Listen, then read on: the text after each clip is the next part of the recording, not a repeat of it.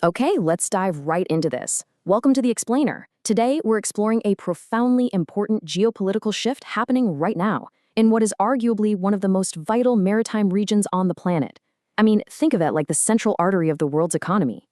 We're going to unpack India's National Security Advisor Ajit Doval's strategic security vision for the Bay of Bengal. Specifically, we'll be focusing on the landmark outcomes of the recently concluded fifth meeting of the BIMSTEC national security chiefs in New Delhi. Honestly, it's an absolute masterclass in regional diplomacy, and we're going to break down exactly what it means for the rest of the world. To really grasp the strategy here, we first have to understand the stakes. And wow, the stakes are massive. We're talking about a region that is home to roughly 1.7 billion people. To put that into perspective, that is nearly 22% of the entire global population. But beyond just the demographic weight, look at the economic engine we're dealing with. The combined GDP of the nations surrounding this bay is nearly 5 trillion US dollars. This economic powerhouse directly impacts the availability and the pricing of the everyday goods you and I buy worldwide. So this isn't just a body of water, it's a global economic anchor. All right, here's our roadmap for the explainer. We'll start with the Bay of Bengal stakes, then decoding the security threats, move on to BIMSTEC, the regional shield, check out the Mahasagar vision, and wrap up with the meeting outcomes. Let's get into it. The Bay of Bengal stakes and its geopolitical importance. Ultimately, it all comes down to connectivity and flow. The Bay of Bengal sits precisely at the strategic confluence of the Indian and Pacific Oceans. A massive, and I mean massive, portion of global trade and vital energy resources flow continuously right through these sea lanes of communication. If these waters become unstable or if these routes are disrupted in any way, the ripple effects are immediate. Disruptions here literally sever global supply chains, which directly causes severe economic hardships far beyond the immediate region.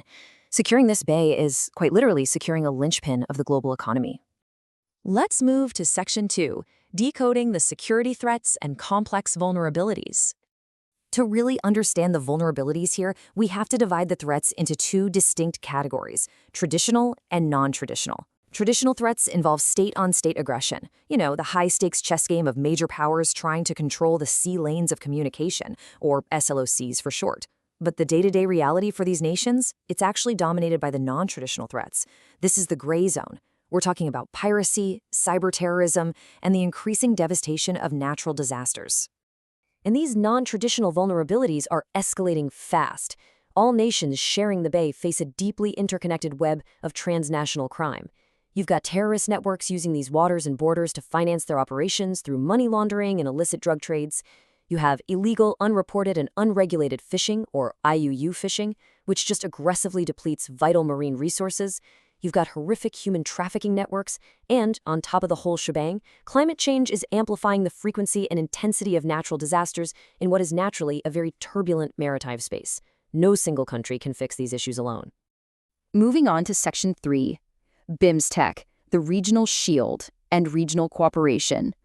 So, BIMSTEC stands for the Bay of Bengal Initiative for Multi-Sectoral Technical and Economic Cooperation. Quite a mouthful, right? Looking at its timeline, it was actually established back in 1997, originally just as an economic cooperation bloc. Bhutan and Nepal joined the founding members in 2004, but notice the sheer acceleration recently. They adopted a formal charter in 2022, and now, moving rapidly into 2026, we are analyzing their fifth National Security Chiefs meeting. As it approaches its 30th anniversary, BIMSTEC has rapidly evolved from a primarily economic forum into a highly crucial security alliance.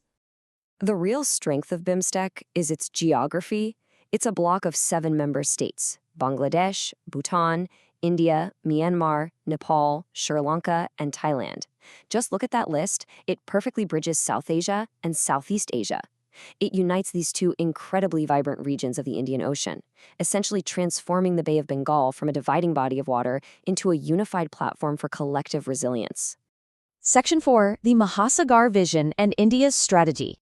At that fifth meeting in New Delhi, India's National Security Advisor, Ajit Doval, painted a very stark picture of the global landscape.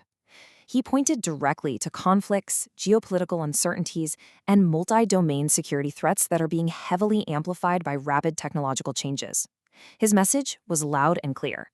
Quote, In this setting, there's an urgent need for us to collaborate, take decisive actions for our mutual benefit. Basically, delay or isolation, no longer an option. Now, what's really interesting here is how Doval anchors this urgency within India's broader geopolitical stance, which is the neighborhood first policy. This isn't about India attempting to dominate the region. The policy fundamentally prioritizes peaceful, collaborative, and prosperous relations with its immediate border nations. It's the simple recognition that India's own security and economic growth are intrinsically tied to the stability of its neighbors. And this brilliantly illustrates the ideological spine of Doval's push, Maha Sagar.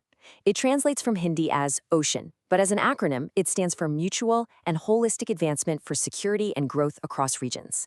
This is the guiding compass. It means moving beyond just protecting maritime borders and instead actively collaborating to ensure every single nation in the Bay of Bengal grows and is secure. It's security through mutual advancement. Section 5. The Meeting Outcomes and Actionable Deliverables. The July 2026 meeting in New Delhi wasn't just a talking shop, It resulted in highly specific, action-oriented deliverables. The national security chiefs pushed forward on 3 critical fronts. First, they formally adopted maritime HADR guidelines. Second, they endorsed a unified set of maritime law enforcement principles. And third, they expanded practical, result-oriented measures for counter-terrorism and intelligence sharing. Let's break down why those first 2 are absolute game changers. First up, the HADR, that's Humanitarian Assistance and Disaster Relief Guidelines. Keep in mind this region is incredibly prone to devastating natural disasters like cyclones and tsunamis.